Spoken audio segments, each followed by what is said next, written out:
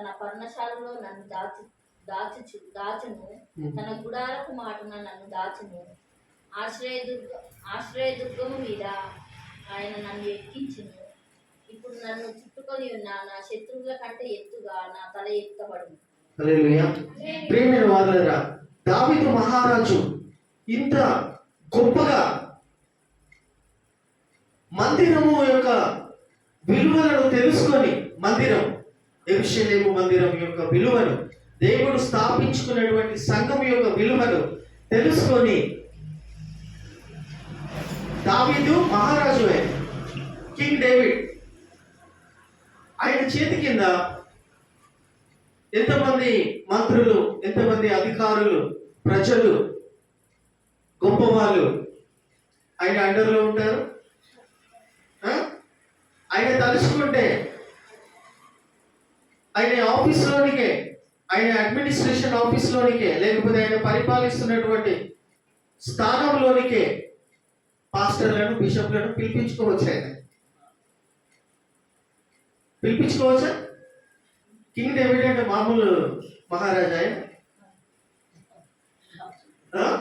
దావీదు మహారాజా అంటే మామూలు రాజువా? ఆయన లాంటి మహారాజు, ఆయన లాంటి కింగ్ అనేటువంటి వారు ఇప్పటి వరకు కూడా లేరు.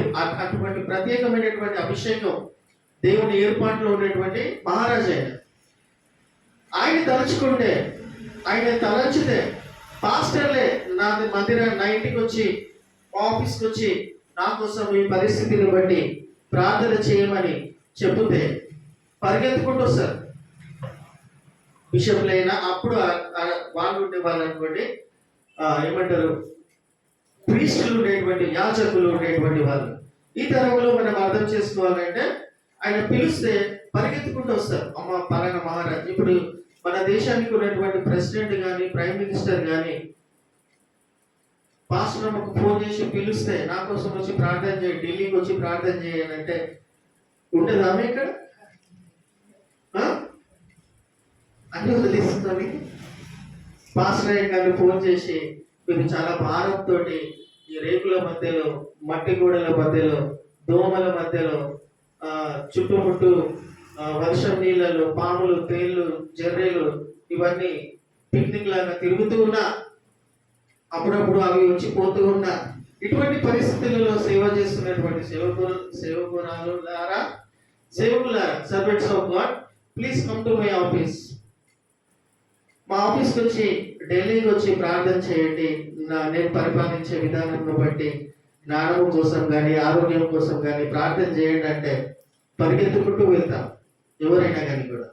కానీ అక్కడ ఏం చేసిండు దావీదు మహారాజు? ఏం చేసిండు? చదవండి ఆ వచనం, 4వ వచనం చదవండి. ఆయన ఎక్కడికి వెళ్ళిండు? అంత అధికారం, అంత పవర్, అంత ఇన్ఫ్లుయెన్స్, అంత బలగము, అంత శక్తి దేవుడు ఇచ్చిన తర్వాత కూడా అవిటిని ఆయన అనుభవించుకోకుండా ఏం చేసిండు ఆయన? 4వ వచనంలో, నా జీవిత కాలమంతయు 27 కీర్తనలు 4వ వచనం, ఒక వరము అడిగితిని, దానిని నేను వెతుకుచున్నాను. యెహోవా ప్రసన్నతను చూచుటకును, ఆయన ఆలయంలో ధ్యానించుటకును నా జీవిత కాలమంతయు నేను యెహోవా మందిరంలో నివసింపగోరుచున్నాను. చూడండి, ఆయన యెహోవా ప్రసన్నతను చూచుటకును, చూసారా? యెహోవా ప్రసన్నతను చూచుటకును మరియు ఆయన ఆలయంలో ధ్యానించుటకును ఈ 2 విషయాలు. యెహోవా ప్రసన్నతను చూచుటకును, to see the beauty of the Lord. English అంటే ఉందా? To see the beauty of the ప్రసన్నత అంటే beauty of the Lord. To see the beauty of the Lord అంటే యెహోవా ప్రసన్నతను చూచుటకు. ఏం చేసిండంట? ప్రసన్నత అంటే ఆయన గుణగణ, దేవుని యొక్క గుణము. The beauty of the Lord అంటే ఏమంటారు? దాన్ని ఎట్లా అర్థం చేసుకుంటాం? ప్రసన్నత అంటే బ్యూటీ. ఇంగ్లీష్ లో చెప్తుండ్రు రాహుల్, దాని అంతరార్థం. What is the meaning of the beauty of the lord? ఒక వ్యక్తిని మనము ఎట్లా ఏ విధంగా పొగడగలుగుతాం, హానర్ చేయగలుగుతాం? దేని బట్టి ఆయనను హానర్ చేయగలుగుతాం, గణపరుస్తాం? ఒక వ్యక్తిని వాళ్ళ గుణాన్ని గుణాన్ని బట్టి. హల్లెలూయా. The beauty of the Lord అంటే దేవుని యొక్క యెహోవా యొక్క ప్రసన్నత అంటే ఆయన గుణగణాలను, ఆయన క్యారెక్టర్ ని. హల్లెలూయా. యెహోవా ఒక గుణమును ప్రసన్నత అంటే అది ఆయన కృపనిచ్చే దేవుడై ఉంటున్నాడు, ప్రేమ కలిగిన దేవుడై ఉంటున్నాడు, ఆపత్కాలంలో నిన్ను ఆదుకునేటువంటి దేవుడై ఉంటూ ఉన్నాడు. హల్లెలూయా. నిన్ను కాపాడే దేవుడై ఉంటూ ఉన్నాడు. ఇవన్నీ కూడా నిన్ను రక్షించే దేవుడై ఉంటూ ఉన్నాడు. ఇవన్నీ ఏంటి? యెహోవా యొక్క ప్రసన్నత చూచుటకు. హల్లెలూయా. ఎక్కడికి వెళ్ళిన ఆయన పిలిపించుకోలేదు, చర్చిని ఇంటికి పిలిపించుకోలేదు. ఏమున్నది కింద వచనం? యెహోవా ప్రసన్నతను చూచుటకును మరియు ఆలయంలో ధ్యానించుటకు. చూసారా? ఆయన ఆలయంలోనే చదవడమా? ఆయన ఆలయంలో ధ్యానించుటకు. ఆయన ఆలయంలో ధ్యానించుటకును. నా జీవిత కాలమంతయు. చూసారా? నా జీవిత కాలం అంతయు నేను యెహోవా మందిరంలో నివసింప కోరుచున్నాను. నేను యెహోవా మందిరంలో, చూసారా? నేను యెహోవా మందిరంలో నా జీవిత కాలం అంతయు నివసింప కోరుచున్నాను. అంత గొప్ప మహారాజు. మనం ఆయనతో పోల్చుకుంటే ఏమిట్లో ఏం కూడా లేము. అంత గొప్ప మహారాజు దేవుని మందిరానికి వెళ్ళడానికి ఇష్టపడుతున్నాడు.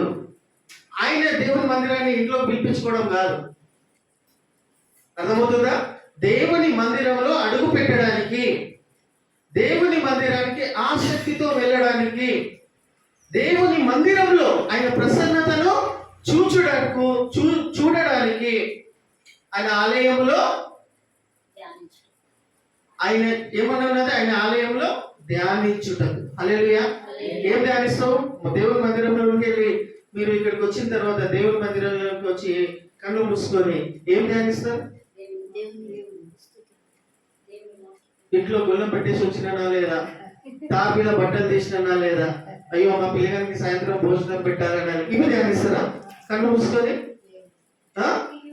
ఏం ధ్యానిస్తారు? ఆడ దావీదు భక్తుడు ఏం ధ్యానిస్తాడు? దేవుని వాక్కును. హల్లెలూయా. ఆయన గుణగణాలు. హల్లెలూయా. దేవుని యొక్క క్యారెక్టర్, దేవుని యొక్క బ్యూటీనెస్, అందాన్ని, దేవుని యొక్క ప్రసన్నతను నీకు ఎక్కడ కనిపిస్తుంది అంటే దేవుని యొక్క వాక్యంలోనే కనిపిస్తుంది. హల్లెలూయా. హల్లెలూయా. ఎందుకు అంటే దేవుడు యెహోవా అనగా ఆయన ఒక మూర్తి కాదు, ఆయన ఒక విగ్రహం కాదు, ఆయన ఒక ఫిజికల్ అపియరెన్స్ కాదు, నీలాగా నాలాగా మనుషుల్లాగా ఆకారాలలో కనిపించేటువంటి వాడు కాదు. కాబట్టి ఆయన నీకు ఎక్కడ కనిపిస్తాడు? ఆయన ప్రసన్నత ఎక్కడ కనిపిస్తుందమ్మా? ఆయన వాక్యంలో, దేవుని మందిరంలో కూర్చొని ఆయన వాక్యం ధ్యానించడం వలన ఆయన ప్రసన్నత నీకు అగుపడుతుంది. మిగతా ఏం కనిపించదు. కళ్ళు మూసుకున్నా, కళ్ళు మూసుకొని వాక్యాన్ని ధ్యానిస్తూ ఉంటే what you can able to see, క్యా దేఖ్ సక్తే హై? వాక్కులో ఉన్నటువంటి శక్తిని, గుణగణాలను అలా ధ్యానించడము. ఆయన మందిరంలో, ఆలయంలో, ఆయన సంఘంలో నన్ను జీవితకాలం అంతా నేను ధ్యానించడం నాకు ఇష్టం అంటాడు. హల్లెలూయా. హల్లెలూయా. ఏముండొచ్చు దేవుని మందిరంలో అట్లా కూర్చొని ధ్యానించడం వలన? అంత గొప్ప మహారాజు. పరిపాలన ఏమంటారు? మంత్రులు ఉంటారు, అడ్మినిస్ట్రేషన్ ఆఫీస్ ఉంటుంది, మొత్తం డిపార్ట్మెంట్ ఉంటుంది, సైనికులు ఉంటారు, ఎవ్రీబడి ఇస్ దేర్, ప్రజలు ఉంటారు, ఎవ్రీబడి ఇస్ దేర్. ఇంతకు మించింది మనిషికి ఒకటి కావాల్సింది ఇంకేమైనా గొప్పది ఉన్నదా? నువ్వు ఇట్లా పిలిస్తే వచ్చేటోళ్ళు ఉండేవాళ్ళు, నువ్వు ఎట్లా చెబితే అట్లా చేసేటోళ్ళు ఉండే, నీ అధికారం కింద, నీ చేతి కింద ఉన్నప్పుడు నీకు ఇంతకన్నా గొప్ప విషయాలు ఇంకేం కావాలమ్మా? ఇంకేమైనా ఉన్నదా? అవన్నిటిని కూడా పక్కకు పెట్టేసి అందులో గొప్పదనం లేదని, అందులో సమాధానం లేదని, అందులో దేవుని యొక్క ప్రసన్నత లేదని. హల్లెలూయా. ప్రసన్నత అంటే అర్థమైంది కదా? దేవుని యొక్క గుణగణాలు, మంచితనము, మంచి గుణగణాలు అనేటివి లేవని దావీదు మహారాజు ఏమి తలంచుచూ ఉన్నాడు? దేవుని ఆలయంలో, సంఘములోనికి వెళ్ళి దేవుని వాక్యంలో ధ్యానించుట ఏమని ఉన్నది? దినవెల్ల, నా జీవిత కాలం అంతా, all the days of my life. హల్లెలూయా. హల్లెలూయా. ప్రియమైన వారు వారులరా, this is the speciality, this is the beauty of the Lord in his tabernacle. ఆయన గుడారములో, ఆయన మందిరంలో అది మనకు అగుపడుతుంది మనస్సు ఉంటే, ఆసక్తి ఉంటే. హల్లెలూయా, హల్లెలూయా. కాబట్టి ప్రియమైన వాళ్ళారా, ఏమని తెలియజేయాలనుకుంటున్నానంటే, దేవుని మందిరం యొక్క విలువను మనం తెలుసుకోవాలి. హల్లెలూయా. మందిరం, సంఘం, చర్చేనా కదా? దేవుడు ఏర్పరచుకునేది సంఘమే కదా. ఆ మనస్సు, ఆ హృదయం అనేది మన తలంపులలో, మన హృదయంలో ఉండాలి. ఇది దేవుని మందిరము. నేను దేవుని మందిరానికి వచ్చి ఆయన వాక్యమును నా దినమెల్ల, నా జీవిత కాలం అంతా ఆయన ప్రసన్నతను వెతుకుతా. ఇందులో ఉన్నటువంటి సంతోషం, సమాధానం రాజ్య పరిపాలనలో లేదు. నేను ఆఫీస్లో వర్క్ చేసుకుంటూ మెప్పులు పొందుకునే దాంట్లో కూడా లేదు. ఇంకేదైనా నా గురించి 10 మంది పొగిడే దాంట్లో కూడా ఈ ఆనందం, ఈ సంతోషం, ఈ తృప్తి, నెమ్మది అనేది లేదు. దేంట్లో ఉందమ్మా? దేవుని మందిరానికి వెళ్ళి, హల్లెలూయా, దేవుని మందిరంలో భయము, భక్తితో నేను దేవుని సన్నిధిలో, దేవుని మందిరంలో ఉన్నటువంటి ఉనికి కలిగి ఉండి ఆయన వాక్యములు ధ్యానించడము నేను హృదయపూర్వకంగా కోరుకొనిచి ఉన్నాను. హల్లెలూయా. ఇది మనము నేర్చుకొని, తెలుసుకొని, ప్రియమైన వారులారా, దేవుని మందిరానికి మనం ఆ విధముగా రావడానికి సిద్ధపడి ఆసక్తితో ఎన్నెన్నిసార్లు ఎప్పుడెప్పుడు ఈ మందిరంలో మనం ప్రార్థనలు కేటాయిస్తామో. హల్లెలూయా. సండే సర్వీస్ కానీ, సండే 2 సర్వీసెస్ కానీ, బుధవారం ప్రార్థన కానీ, ఆన్లైన్ ప్రేయర్స్ కానీ, మనము డైలీ సాయంత్రం 6 నుండి 8 గంటల వరకు కొంతమంది స్త్రీలు కలిసి ప్రార్థన చేస్తున్నారు మందిరానికి వచ్చి. హల్లెలూయా. ఇటువంటి వాటిని మనం నిర్లక్ష్యం చేయం. ఇది గుర్తు తెచ్చుకోవాలి. నేను దేవుని మందిరానికి వెళ్తున్నానంటే ఆయన యొక్క ప్రసన్నతను చూడడానికి, మరియు విచారణ చేయడానికి, మరియు దేవుని వాక్యమును ధ్యానించడం. ఇటువంటి అవకాశాలను తోడగొట్టుకోవద్దని ఈ వాక్యమును బట్టి మీ అందరికీ కూడా కోరుచు ఉన్నాను. హల్లెలూయా. నిర్లక్ష్యంగా ఉండొద్దు, పోగొట్టుకోవద్దు. హల్లెలూయా, హల్లెలూయా. అంతేకాకుండా చూడండి, 100 Psalms 4th వచనం చదవండి. కీర్తనలు ఎట్లా రావాలి దేవుని మందిరానికి? కృతజ్ఞత అర్పణలు చెల్లించుచు ఎట్లా రావాలా? కృతజ్ఞత అర్పణలు సమర్పించుచు ఆయన గుమ్మంలో, అంటే to enter into his gates. హల్లెలూయా. ఆయన మందిరంలో అడుగు పెట్టడం, ఆయన మందిరానికి వెళ్ళడం అనేది చాలా భాగ్యంగా భావిస్తూ చదవనమా? కీర్తనలు పాడుచు ఆయన ఆవరణంలో ప్రవేశించుడి. కీర్తనలు పాడుచు ఆయన ఆవరణంలో ప్రవేశించుడి. ఆయనను స్తుతించుడి, ఆయన నామమును ఘనపరచుడి. హల్లెలూయా. ఆయనను స్తుతించుడి, ఆయన నామమును ఘనపరచుడి. ప్రియమైన వారులారా, చూడండి, to enter into his gates, dwell in the house of his presence అనేది ఎంతో ఆశీర్వాదకరంగా మనకు కల్పిస్తూ ఉన్నారు. అంతేకాకుండా చూస్తున్నట్టయితే ఇక్కడ చూడండి, 84వ కీర్తన 4వ వచనం కూడా మనము చూద్దాం.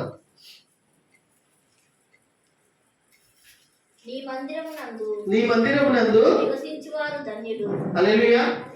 ఎక్కడ? హల్లెలూయా. ఎక్కడమ్మా? మీరు చెప్పాలి. ఎక్కడ? ఆయన మందిరమునందు నివసించువారు ధన్యులు. Blessed people, those who dwell in the house of the Lord are the blessed people. హల్లెలూయా. ఆయన మందిరంలో నివసించేటువంటి వారందరూ కూడా ధన్యులు.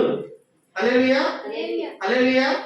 ఆయన మందిరంలో నివసించే వారందరూ కూడా ధన్యజీవులు. మరియు నిత్యము నిన్ను స్తుతించుదురు. నీ వలన బలము నుండి మనుషులు ధన్యులు. నీ వలన బలము నొందినటువంటి వాళ్ళు మనుషులు ధన్యులు. హల్లెలూయా. దేవుని మందిరం యొక్క, సంఘం యొక్క విలువ మీరు తెలుసుకుంటున్నారా? హల్లెలూయా, హల్లెలూయా. ప్రియమైన వారులారా, చూడండి 91వ కీర్తనలు 1 నుండి 4 వచనాలు కూడా చదువుదాం. మహోన్నతుని చాటున అంటే మహోన్నతుని చాటున నివసించువాడు, సర్వశక్తి నీడను విశ్రమించువాడు. సర్వశక్తుని యొక్క నీడలో మనం విశ్రమిస్తున్నాం. Taking the rest in his mighty presence of the Lord. హల్లెలూయా. విశ్రమిస్తున్నాం.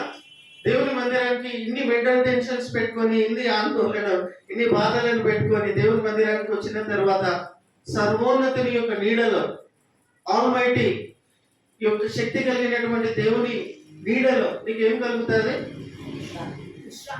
విశ్రాంతి కలుగుతుంది. హల్లెలూయా. హల్లెలూయా. నివసించువాడు, చదవండి అదే వాక్యం చదవండి మరి.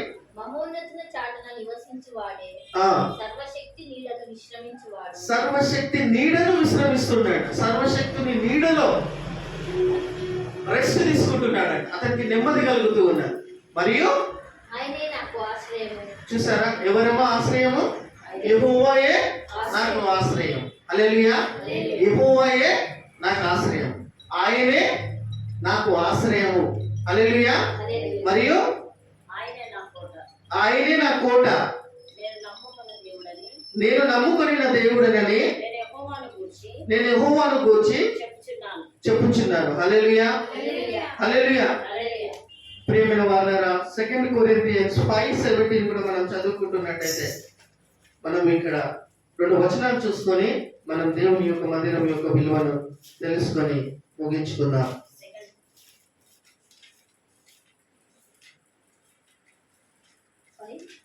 5:17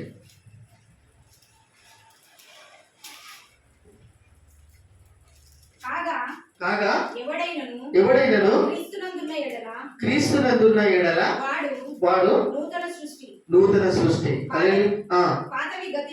పాతవి గతించెను. ఎంతమందికి మాట తెలుసు? ఎవరైనా క్రీస్తునందు ఉన్నవాడు వాడు నూతన సృష్టి. క్రీస్తునందు ఉన్నవాడు అని అంటే మాటకు అర్థం ఏంటిది? క్రీస్తులో జీవించువాడు అని అంటే అర్థం ఏంటిది? ఎట్లా అర్థం చేసుకుందాం? ఏమర్థమవుతుంది? ఎవరైనా నువ్వు క్రీస్తునందు ఉన్నవాడు is the new creature, is the new creation. అంటే క్రీస్తునందు నివసించువాడు నూతన సృష్టి. పాత అన్నీ కూడా ఇప్పటి వరకు ఏమేమైతే పాత అలవాట్లు ఏమేమైతే ఉన్నాయో క్రీస్తునందు నివసిస్తున్నటువంటి వాళ్ళందరూ కూడా కొత్త సృష్టి. హల్లెలూయా. హల్లెలూయా. పాత నిబంధనలో చూస్తూ ఉన్నట్టయితే మనము ఏమంటారు? దేవుని మందిరానికి వెళ్ళి ఆయన ప్రసన్నతను, ఆయన వాక్యమును, ఆయన విచారణ చేయడం అనేది దేవుని మందిరానికి వెళ్ళి చేసేటువంటి వాళ్ళు. హల్లెలూయా. కానీ ఇప్పుడైతే క్రీస్తు రక్తంలో కడగబడినటువంటి బిడ్డలందరూ కూడా క్రీస్తునందు ఉన్నవారు. క్రీస్తునందు ఉన్నవారు అంటే క్రీస్తు అంటే ఏంటి? What is the meaning of Christ? క్రీస్తు అనే మాటకు అర్థం పెట్టారు. యేసు అంటే యేసు అంటే ఏంటి? మా ఓల్డ్ సిటీలో, దూల్పేట ఏరియాలో, ఓల్డ్ సిటీలో యేసు అని అంటే కేసు అనేటోళ్ళు. ఏ కేసు అనేటోళ్ళు. యేసు యేసు ప్రభు అంటే ఏ కేసు గురించి మాట్లాడుతున్నావు? మేము ఏం కేసు చేయలేదు సార్, వెళ్ళిపోండి. యేసు అంటే కేసు, ఏ కేసు అనేటోళ్ళు. అట్లా